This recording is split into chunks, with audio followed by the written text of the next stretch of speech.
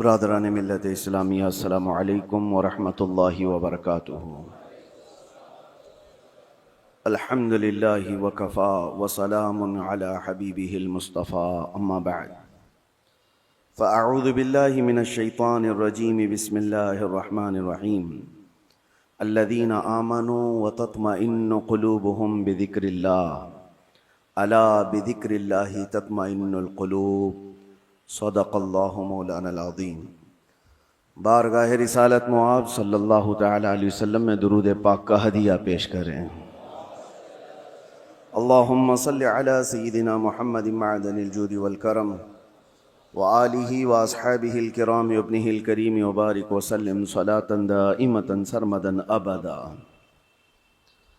عزیزان گرامی وقار، اللہ کے رسول صلی اللہ تعالی علیہ وسلم ارشاد فرماتے ہیں، الا وان فی الجسد مضغۃ اذا صلحت صلح الجسد کلہ واذا فسدت فسد الجسد کلہ الا وہی القلب۔ حضور پاک صلی اللہ تعالی علیہ وسلم کا فرمان عالی شان ہے کہ آگاہ ہو جاؤ، جسم کے اندر گوشت کا ایک ایسا ٹکڑا ہے، سب کے جسم کے اندر گوشت کا ایک ایسا ٹکڑا ہے کہ اگر وہ صحیح ہو گیا تو پورا جسم صحیح ہے، اور اگر وہ بگڑ گیا تو پورا جسم بگڑ جائے گا۔ وہ کیا ہے؟ الا وہی القلب۔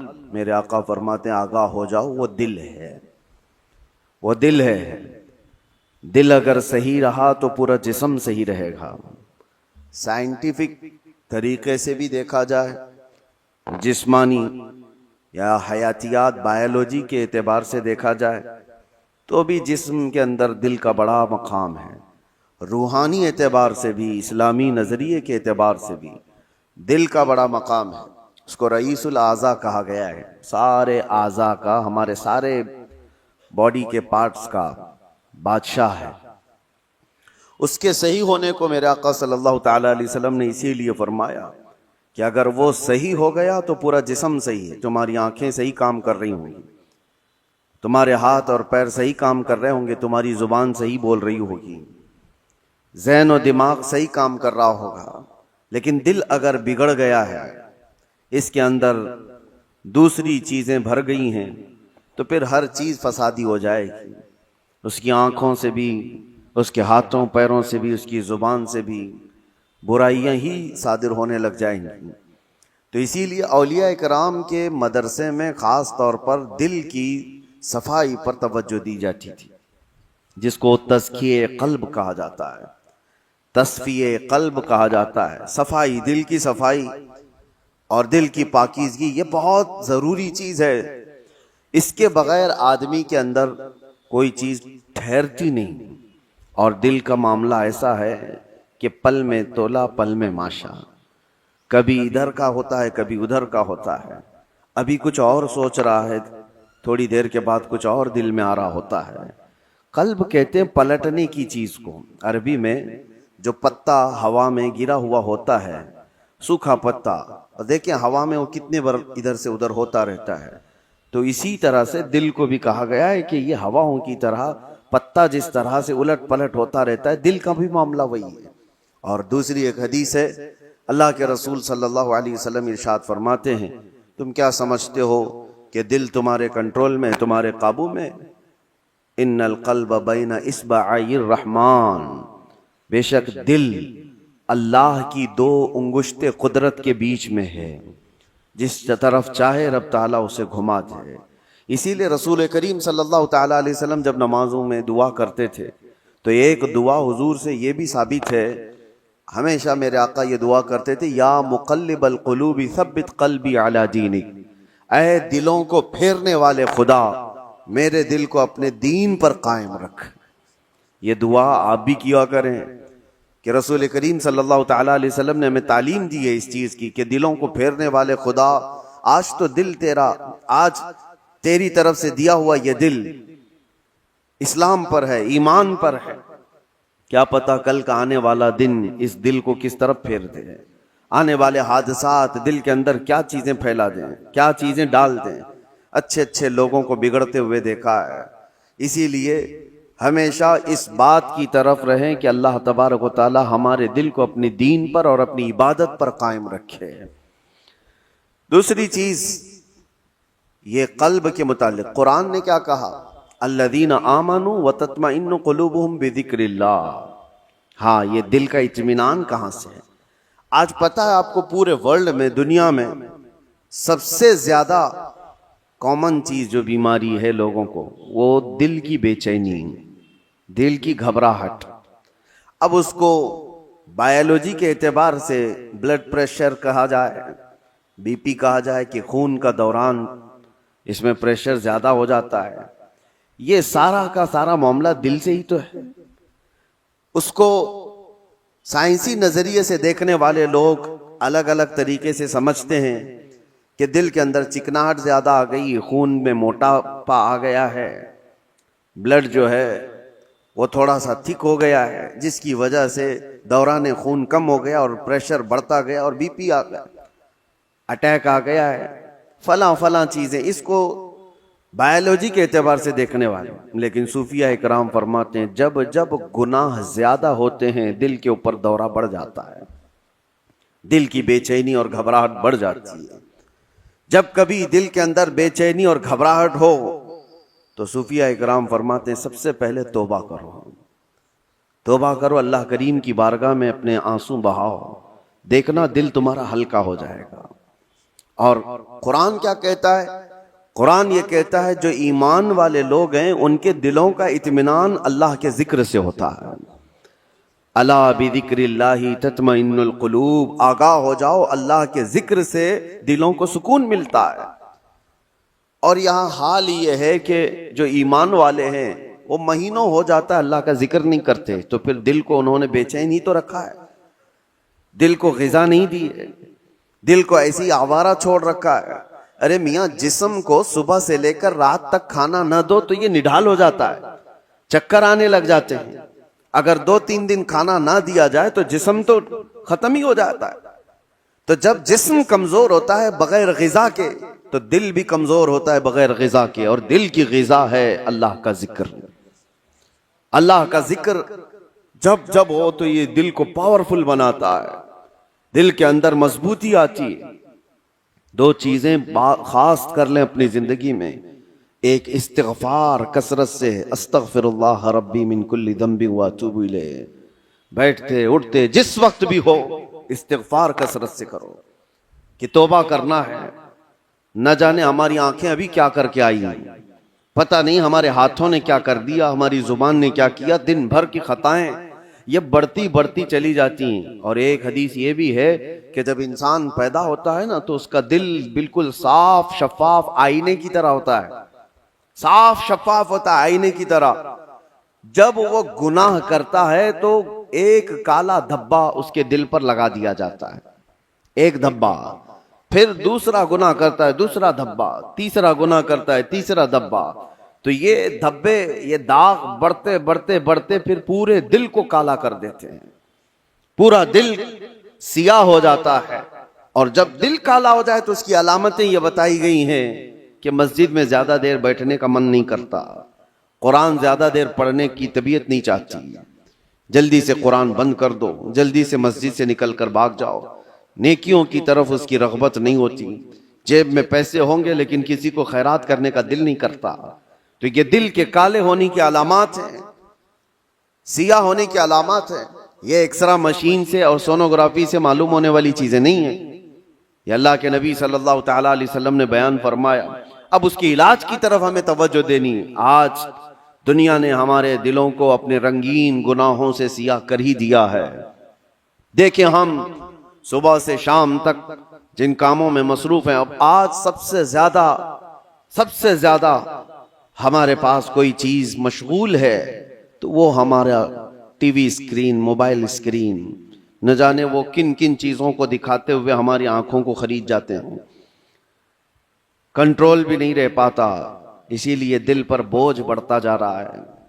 جس کو آپ ٹینشن کہتے ہیں، جس کو آپ لوگ ڈپریشن کہہ رہے ہیں، یہ صرف حادثات کا یا پھر دنیاوی کسی خسارے کا ٹینشن نہیں ہے، یہ دل کا سیاہ پن دماغ پر بوجھ بنا دیتا ہے۔ بھاری ہو جاتی ہے طبیعت.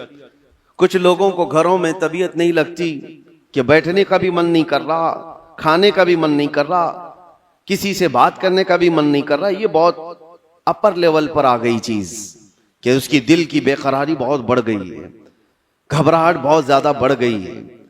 اسی لیے ہم صوفیہ اکرام کو دیکھتے ہیں, جب جب کبھی کسی کے دل کی بے چینی بڑھ جاتی, گھبراہٹ بڑھ جاتی, تو وہ کسی اللہ والے کی بارگاہ میں چلے جاتے تھے, صوفیہ اکرام کی بارگاہ میں چلے جاتے, آستانوں پر چلے جاتے, اللہ کا ذکر کرتے, پھر وہ اپنے دل کی پاکیزگی لے کر کے واپس لوٹتے.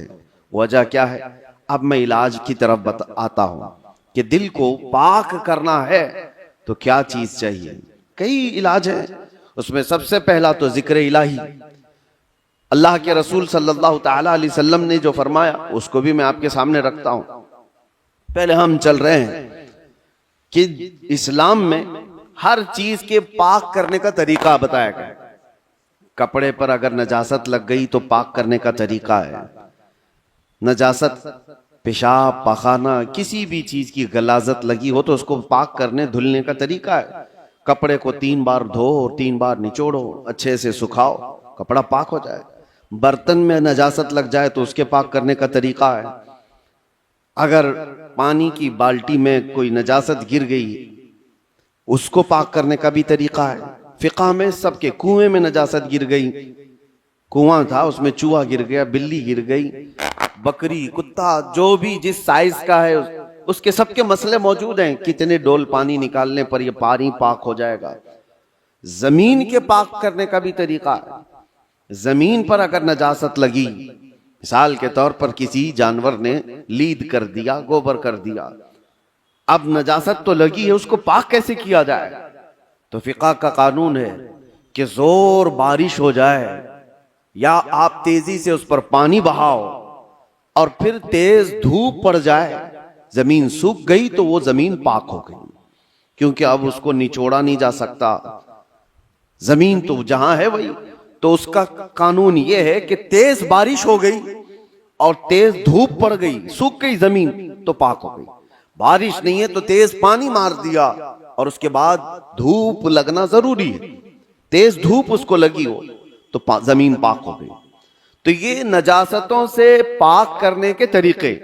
اب آئیے میں آپ کو بتاتا ہوں, دل پر نجاست لگی ہو یہ کیسے پاک کیا جائے. گناہوں کے دھبے لگے ہوں, اس میں نہ جانے لالچ, غیبت, کینہ, بغض, عداوت, نہ جانے کیا کیا چیزیں بھر گئی ہوں. یہ نجاست پاک کرنے کا طریقہ کیا ہے؟ مولانا جلال الدین رومی مثنوی شریف کے مصنف فرماتے ہیں دل کو پاک کرنے کا طریقہ ویسی ہی ہے جیسے زمین کو پاک کرنے کا طریقہ ہے. زمین کو پاک کرنے کے لیے تیز بارش کا ہو جانا اور تیز دھوپ کا پڑ جانا کافی ہوتا ہے کہ زمین پاک ہو جاتی ہے. دل کو پاک کرنے کے لیے ذکر الہی کی بارش ہونا چاہیے اور کسی شیخ کامل کی تیز نگاہ پڑنی چاہیے, دل پاک ہو جاتا ہے.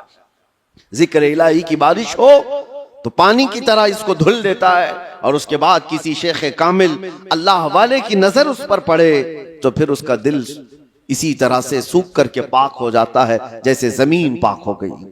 آج ہمارے لیے یہی تو مسئلہ ہے کہ ہم اپنا وقت اپنے دل کی پاکیزگی کے لیے نہیں نکال پاتے, ہمارے پاس یہ وقت ہی نہیں رہ گیا. ہاں اگر جسم کے اندر کوئی بیماری آ گئی تو پھر بھاگیں گے, دوڑیں گے, ڈاکٹرز کے پاس علاج کرائیں گے. میرے عزیزو, یہ بے چینی اور بے قراری اور گھبراہٹ کا علاج ان کے پاس بھی نہیں. وہ ڈاکٹرز زیادہ سے زیادہ آپ کو نیند کی گولیاں دے سکتے ہیں ڈپریشن کم کرنے کے لیے, سٹریس کم کرنے کے لیے. آپ اچھے سے سو, گھنٹوں سوتے رہو, کسی کو سلا دینا یہ ڈپریشن کا علاج نہیں ہے. اور کچھ تو ڈاکٹرز کے پاس جا کر ڈپریشن کا علاج گولیوں سے لے کر کے آ گئے, اور کچھ اپنے ہاتھوں علاج کرنے کے لیے سگریٹ پینے لگ گئے, اپنے ہاتھوں علاج کرنے کے لیے وہ بیڑی گٹکا کھانے لگ گئے. ان کو یہ لگتا ہے کہ جیسے ہی ڈپریشن ہوگا, ٹینشن ہوگا, سگریٹ پھونکوں گا تو ٹینشن فری. اس سے 2 قدم آگے بڑھ کر کچھ لوگ شراب کی طرف چلے گئے, اس سے آگے قدم بڑھ کر کے چرس, افیون, گانجا اس پر چلے گئے. ان سب سے پوچھو تو یہ کی جواب دیتے ہیں ٹینشن فری ہو جاتے ہیں یہ لے کر کے. سگریٹ والا بھی, شراب والا بھی, چرس گانجے والا بھی, اس کو یہ لگتا ہے کہ یہ لینے کے بعد ایسا لگتا ہے میں ہواؤں میں اڑ رہا ہوں, اس کے بعد نشہ اترنے کے بعد پھر کیا ہوتا ہے؟ یہ تو اس طرح سے ہے کھجلی کی بیماری، جب تک کھجاتے رہو اچھا لگے، ہاتھ چھوڑ دو تو پھر جلن شروع ہو جائے، چمڑی چھل جائے۔ گناہوں کا یہی معاملہ ہے، کرنے کے وقت تھوڑی سی لذت، لیکن وہ بڑے داغ دھبے چھوڑ جاتے ہیں، بے چینی اور بڑھ جاتی ہے، گھبراہٹ اور بڑھ جاتی ہے۔ میں نے تڑپتے ہوئے لوگوں کو دیکھا ہے جن کو نشہ نہیں دیا گیا، جو نشہ کے ایڈکٹ تھے، ان کو اگر اچانک روک دیا گیا تو پھر وہ ہاتھ پاؤں ایسے مارتے ہیں کہ ان کے ہاتھ میں چاقو آ جائے تو کسی کو مار بھی ڈالیں، ان کے پاس جو کچھ بھی آ جائے وہ سامنے والے کو قتل بھی کر دیں اپنے نشہ کے لیے۔ وجہ کیا ہے؟ دل کو اتنا بے چین اور بے قرار کر دیا انہوں نے دنیاوی یہ غلاظتوں سے علاج کرنے کے چکر میں کہ وہ دل کی بے چینی ہائی لیول پر بڑھ گئی۔ دل کی بے چینی اور بے قراری نشہ سے صحیح نہیں ہوتی، دل اللہ کا بنایا ہوا ہے، یہ رحمان کا بنایا ہوا ہے، علاج بھی اسی کے ذکر سے ممکن ہے، اللہ ہی کے نام سے یہ دل کو سکون ملتا ہے۔ اسی لیے مولانا جلال الدین رومی رحمۃ اللہ تعالی علیہ ایک بات اور بھی کہتے ہیں، خانہ کعبہ دیکھا ہے؟ خانہ کعبہ، توجہ چاہتا ہوں، خانہ کعبہ اتنا معظم، اتنا مقدس ہے کہ اس کے لیے کروڑوں مسلمان پوری دنیا کے اطراف و اکناف سے آ کر طواف کرتے ہیں، بوسے دیتے ہیں، سینہ لگاتے ہیں۔ یہ خانہ کعبہ اللہ کا گھر ہے، لیکن مولانا روم فرماتے ہیں ہے تو کعبہ، یہ ابراہیم خلیل اللہ کی بنائی ہوئی عمارت ہے، ابراہیم خلیل اللہ علیہ السلام کی بنائی ہوئی عمارت ہے کعبہ۔ اور وہ کہتے ہیں کہ کعبہ بنائے خلیل اطہر است، وہ دل گزرگاہ رب جلیل است، لیکن دل جو ہے مومن کا دل، اللہ کے رسول نے فرمایا قلب المؤمن عرش اللہ، مومن کا دل اللہ کا عرش ہوتا ہے۔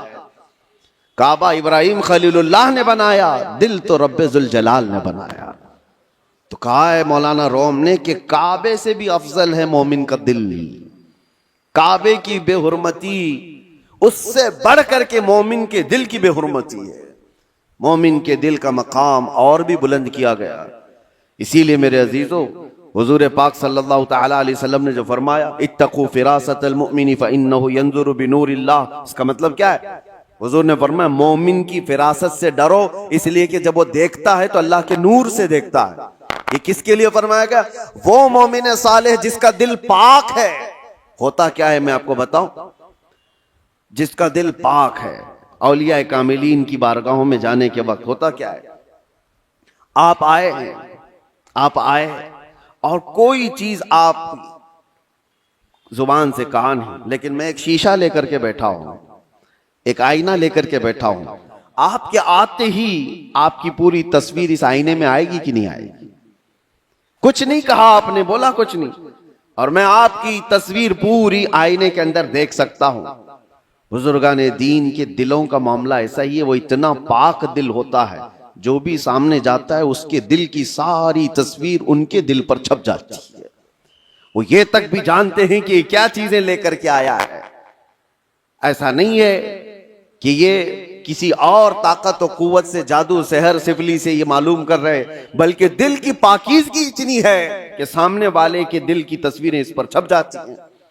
دل پاک رکھنے کا اسی لیے حکم بزرگان دین نے فرمایا۔ آج سب سے زیادہ غلاظت اسی کی ہے ہمارے پاس۔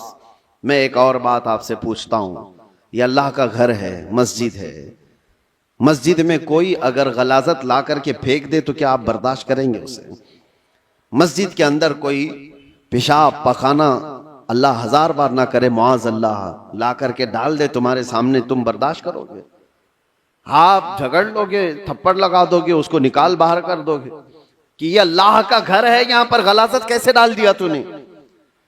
جو مسجد کی صفوں پر غلاظت دیکھنے کو تیار نہیں وہ مسلمان پھر اپنے دل کو جو اللہ کا عرش ہے اس میں غلاظتیں کیسے ڈال رہا ہے؟ خود سے تو ڈال رہا ہے۔ نہ جانے کس کی محبت، نہ جانے کون کون سے غلیظ سوچیں اس نے دل میں ڈال رکھا۔ اسی لیے حضرت صابر کلیری رحمت اللہ تعالی علیہ فرمایا کرتے، ایک دل ہے اس میں دو چیزیں نہیں آ سکتی، یا تو اللہ کی محبت آئے گی یا تو پھر انسانوں کی، اللہ رسول کی محبت ہوگی یا تو پھر انسانوں کی، دنیا کی۔ دنیا کی محبت اور اللہ کی محبت ایک ساتھ دل کے اندر نہیں آ سکتے. تو تم یہ فیصلہ کرو کس چیز کو تم نے جگہ دے رکھا ہے، اپنے دل کو کس کے لیے کھول رکھا ہے. میرے عزیزو، اور ایک علاج کی طرف میں آپ کو لے کر چلتا ہوں. اللہ کے رسول صلی اللہ تعالی علیہ وسلم کے پاس ایک صحابی آئے. ایک علامت اور بھی میں آپ کو بتاؤں.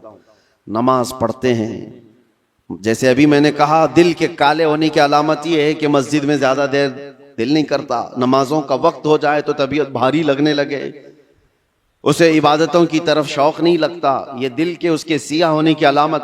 اسی طرح سے جب قرآن کی تلاوت ہوتی ہے نا تو پاک دل والے کی آنکھوں سے آنسو آ جاتے ہیں. صاف دل والا نمازوں میں ماہ ہو جاتا ہے، ڈوب جاتا ہے. اور دل کے اندر اگر گناہوں کا بوجھ ہو تو نماز بھی بھاری. وہ پیچھے سے چلانے لگ جائے، امام صاحب کتنی لمبی قرات کرتے ہیں یار، یہ تو دعائیں کتنی لمبی لمبی مانگتے ہیں، ہمارا کام دھندا ہے.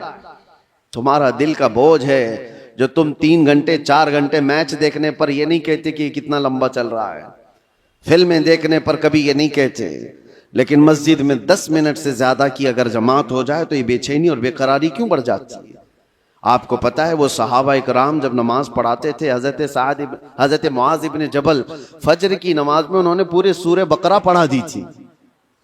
سورہ بقرہ 2.5 پارے کی ہے، آپ 2.5 صفحہ نہیں سن پاؤ گے. 2.5 پارے تقریباً انہوں نے پورے فجر کی نماز میں پڑھا دی. وہ صحابہ ماں ہوتے تھے سننے میں. اب جس بات کے لیے میں یہ کہہ رہا ہوں، نمازوں میں اگر بے چینی اور بے قراری بڑھ گئی ہے تو کیا کرنا چاہیے. ایک صحابی آئے تھے حضور کی بارگاہ میں، یوں کہا یا رسول اللہ صلی اللہ علیہ وسلم، دوسرے لوگ سب جو آپ کے پیچھے نماز پڑھتے ہیں تو روتے ہیں، گڑ گڑاتے ہیں، اللہ کو یاد کرتے ہیں، مجھے رونا نہیں آتا، قرآن پڑھنے پر مجھے اشک نہیں آتے. حضور پاک صلی اللہ علیہ وسلم نے فرمایا تمہارا دل سخت ہو گیا ہے. یہ فرمایا تمہارا دل سخت ہو گیا ہے، اس کو نرم کرو. کہا کیا کروں؟ کیا علاج میرے آقا نے بیان کیا. وظیفے تو کرتے ہی رہتے ہیں. حضور پاک صلی اللہ تعالی علیہ وسلم فرماتے ہیں جاؤ کسی یتیم بچے کے سر پر ہاتھ پھیرو، اللہ دل نرم کر دے گا. ایک علاج یہ بھی میرے آقا نے فرمایا، یتیموں کے لیے دل میں اپنے احساس پیدا کرو، دل نرم ہو جائے گا. آج سچ بتاتا ہوں میرے عزیزوں، ڈھونڈو ہزاروں ایسے غربا اور مساکین جن کی آنکھوں کو پوچھنے والا کوئی نہیں، جن کی ٹھنڈی اور گرمیوں کے سلسلے میں کوئی دیکھنے والا نہیں. ان بچوں کے لیے اگر احساس بھی دل کے اندر ہو، ایک آنسو کا قطرہ بھی نکلے تو تمہارا دل نرم ہو جائے گا. آپ کو پتا ہے جب کبھی میں ان فلسطین کے بچوں کو دیکھتا ہوں، رمضان آئے، عید آئے تو اپنے والدین کی قبروں پر جا کر بیٹھ جاتے ہیں، اور کوئی بچہ اپنے باپ کو پکار رہا ہوتا ہے کہ بابا مجھے سن رہے ہو، آج عید کا دن ہے، کوئی کپڑے پہنانے والا نہیں. تو یہ زمانے رسول یاد آتا ہے. یہ وہ یتیم ہیں کہ اگر میرے آقا کے زمانے میں پکارے ہوتے تو میرے آقا کندھوں پر بٹھا لیتے تھے.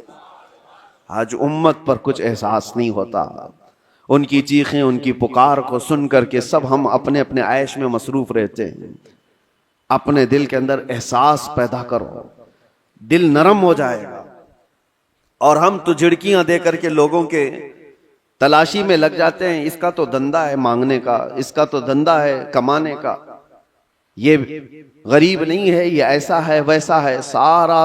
ساری پنچایت میں تو لگے رہتے ہیں. کیا کوئی یتیم ملتا ہی نہیں، کوئی مسکین ملتا ہی نہیں جس کے سر پر ہم ہاتھ رکھیں؟ میرے عزیزو آج کے دور میں بھی بہت ہے اس طرح کے. کچھ غیرت مند لوگ وہ ہیں جو زندگی پر سوال نہیں کرتے. کل کی بات میں بتاؤں، کل ہی کی بات، میرے پاس ایک خاتون کا ایسا مسئلہ آیا جس کے 3 بچے معذور ہیں. ایک 14 سال کا، دوسرا 12 سال کا، تیسرا 9 سال کا. تینوں بستر پر، ہاتھ پاؤں مڑے ہوئے، سر جھکا ہوا، نہ بول سکتا ہے نہ ہاتھ اٹھا سکتا ہے، پیشاب پخانہ سب بستر پہ. اور شوہر کا انتقال ہو چکا. 3 بچوں کو پالنے کے لیے وہ خاتون کہتی ہے میرے پاس 1 گھنٹے کی بھی فرصت نہیں ہوتی.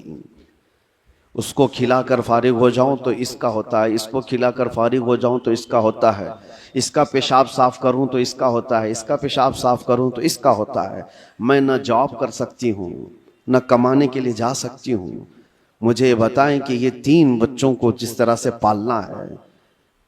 اور آخر میں اس خاتون نے جو بات کہی میرے دل پر لگی۔ میں نے کہا گھبراہٹ اور بے چینی میں کفر تو نہیں کرتی ہوں کہ میرے گھر میں ایسا کیوں ہو گیا؟ کہتی ہے نہیں مولانا، کبھی آج تک میرے دل میں خیال بھی نہیں آیا، میں تو شکر کرتی ہوں کہ اللہ تبارک و تعالیٰ نہ ہونے سے کچھ دیا تو ہے، اور مجھے اسی خدمت کے لیے دنیا میں پیدا کیا گیا ہوگا، میں یہ سوچتی ہوں۔ اور آج ان بچوں کا چلنا پھرنا میں نہیں دیکھ سکتی، آخرت میں اللہ اس کا اجر تو دے گا۔ کہا یہ صالحین لوگ ہیں، ان لوگوں کی مدد کوئی کرنے کو آگے اسی لیے نہیں بڑھتا کہ وہ غیرت مند لوگ ہیں، کسی سے پوچھتے نہیں ہیں، مانگتے نہیں ہیں، لیکن آس پڑوس میں لوگوں کو احساس تو ہوتا ہے کہ ایسے گھر موجود ہیں کہ ان تک ہم کیوں نہیں پہنچتے۔ یہ دلوں کی سختیاں ہیں میرے عزیزوں، دل جب سخت ہو جاتا ہے تو اسے آس پاس کا کچھ نظر نہیں آتا۔ آپ ڈھونڈو، یہ شعبان المعظم کا مہینہ ہے، کثرت سے عبادات کی طرف بڑھانے والا مہینہ ہے، رمضان کے انتظار والا مہینہ ہے، اور اس میں جو بیج بو گے توبہ استغفار کے، وہ رمضان میں اس کے پھل دیکھنے کو ملیں گے۔ ابھی سے اس کی تیاریاں کرو کہ دل پاک ہو جائے، دل نرم ہو جائے، ذکر الہی سے اپنے ہر رات کو سجاؤ، ہر رات کو۔ اور جس کا دل بیمار ہوا، قرآن تو یہ کہتا ہے ثم قست قلوبهم من بعد ذلك فهي كالحجارة او اشد قسوة، کہ بنی اسرائیل کے بارے میں قرآن میں اللہ فرماتا ہے ان کے دل اتنے سخت ہو گئے جیسے پتھروں کی طرح، پتھروں کی طرح۔ انسانوں کے دل کبھی کبھار پتھر سے زیادہ سخت ہوتے ہیں۔ وَإِنَّ مِنَ الْحِجَارَةِ لَمَا يَتَفَجَّرُ مِنْهُ الْأَنْهَارُ وَإِنَّ مِنْهَا لَمَا يَشَّقَّقُ فَيَخْرُجُ مِنْهُ الْمَاءُ وَإِنَّ مِنْهَا لَمَا يَهْبِطُ مِنْ خَشْيَةِ اللَّهِ۔ اللہ فرماتا ہے پتھر تو ایسے ہیں کہ کبھی کبھار ان میں سے پانی تو نکل جاتا ہے، پتھر تو ایسے ہیں کہ ان میں سے نہریں نکلتی ہیں۔ آپ نہیں دیکھتے پہاڑوں سے جو فالس، جو آبشار گرتے ہیں، یہ کیا ہے؟ اللہ فرماتا ہے یہ خوف خدا سے پتھر روتا ہے تو پانی نکلتا ہے، یہ پتھروں کا رونا ہے۔ وَإِنَّ مِنْهَا لَمَا يَهْبِطُ مِنْ خَشْيَةِ اللَّهِ۔ اللہ فرماتا ہے کبھی کبھار یہ چٹانیں کھسک کر کے جو گر جاتی ہیں، آپ دیکھتے ہیں لینڈ سلائیڈنگ کہا جاتا ہے اس کو، یا پھر چٹانیں کھسک کر کے گر جاتی ہیں، قرآن تو کہتا ہے یہ خوف خدا سے ہل جاتے ہیں پتھر، تو پہاڑوں سے گر جاتے ہیں۔ اور انسان کا دل ایسا ہے کہ پتھروں سے زیادہ سخت ہو جاتا ہے، نہ اس کے آنسو آئے نہ اس کا جسم حرکت میں آیا، یہ قرآن کی بات کہہ رہا ہوں۔ تو جب اتنا سخت ہو جاتا ہے دل، تو یہ بھی کہا گیا کہ انسان کا ہائی لیول کا جب سخت دل ہو جاتا ہے تو وہ اپنی ماں اور بیٹی میں اور بیوی میں فرق کرنا بھول جاتا ہے، وہ عام عورت میں اپنی رشتوں میں فرق کرنا بھول جاتا ہے، حلال اور حرام کی تمیز اس سے نکل جاتی ہے، اور اس کو نماز اور غیر نماز کے اوقات میں کوئی فرق نہیں لگتا، یہاں تک کہ بڑھتے بڑھتے اسلام اور کفر کے بیچ کی دیوار کو بھی وہ ختم کر جاتا ہے۔ دل کی سختی آدمی کو، وہ دلوں کی سختیاں ہی تو تھی جو مکہ والے اپنی پیدا ہوئی بچیوں کا گلا مروڑ کر زندہ دفن کر دیتے تھے، وہ دلوں کی سختیاں ہی تو تھیں کہ وہ اپنی ماں اور بہنوں کو بازاروں میں لا کر کے بیچ دیتے تھے، وہ دلوں کی سختیاں ہی تو تھیں کہ قافلے کے قافلے لوٹ کر کے ان کو مار دیا کرتے تھے۔ دل جب سخت ہوتا ہے تو آدمی یہ تمام گناہوں کی طرف جاتا ہے۔ جتنے بھی کرائم بڑھتے ہیں، میں نے دیکھا ہے کچھ لوگ کرمنل وہ اس طرح سے سامنے والے کو قتل کر دیتے، مرڈر کر دیتے، یہ دلوں کی سختیاں ہیں، اور دل نرم ہو تو چونٹی کو بھی ہاتھ لگانے سے ڈرتے رہتے ہیں۔ آپ کے اندر اگر دل نرم ہے تو آپ جانور کو بھی مارنے سے کتراتے ہیں نہیں، اور دل سخت ہو جائے تو پھر اس کے سامنے کوئی تمیز نہیں ہوتی۔ اس لیے سب سے پہلے دل کا علاج کریں، اپنے دلوں کا علاج اللہ کے ذکر سے ہے، کثرت سے اللہ کا ذکر کریں۔ یا اللہ یا رحمان یا رحیم، دل مارا کن مستقیم۔ ہمارے بزرگان دین جب بیعت کرتے تھے تو سب سے پہلے یہ پڑھاتے تھے، اے اللہ، اے رحمان، اے رحیم، دل مارا کن مستقیم، میرے دل کو، ہمارے دل کو استقامت عطا فرما دے، ہمارے دل کو صراط مستقیم عطا کر دے، گھبراہٹ اور بے چینی سے آزاد کرا دے۔ تو یہ سب سے پہلے بیعت کرنے کے وقت بھی پیر و مرشد پڑھاتے تھے، اسی لیے کثرت سے پڑھو، یا اللہ یا رحمان یا رحیم، یا اللہ یا رحمان یا رحیم دل مارا کن مستقیم بحق ایاک نعبد و ایاک نستعین۔ اللہ تبارک و تعالی اس دعا سے دلوں کو نرم فرما دے گا، دلوں کی سختیاں ختم ہو جائیں گی۔ اللہ کریم رمضان سے پہلے ہمارے دلوں میں نیکیوں کی فصلیں اگا دے، ہماری آنکھوں سے اشک روا ہو جائے، ہمارے دلوں کی سختیاں ختم ہو جائیں۔